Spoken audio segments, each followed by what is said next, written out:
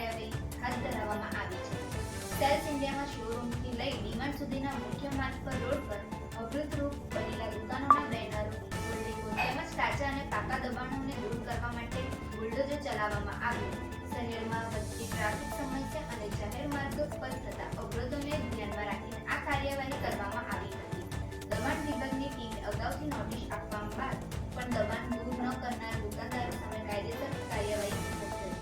કાર્યવાહીના ભાગરૂપે ફૂટપાથ ઉપર રહેલા બોર્ડ, લોખંડના ફ્રેમ, તાત્કાલિક શેડ તેમજ અનધિકૃત બાંધકામોને તોડી પાડવામાં આવ્યા।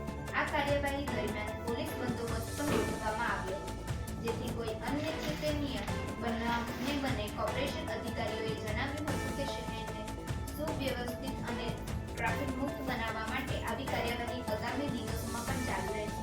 સાથે જ વેપારીઓને અપીલ કરવામાં આવી છે કે તેઓ સ્વેચ્છ અને અનધિકૃત દબાણ દૂર કરી સહકાર આપે, નહીંતર કડક કાર્યવાહી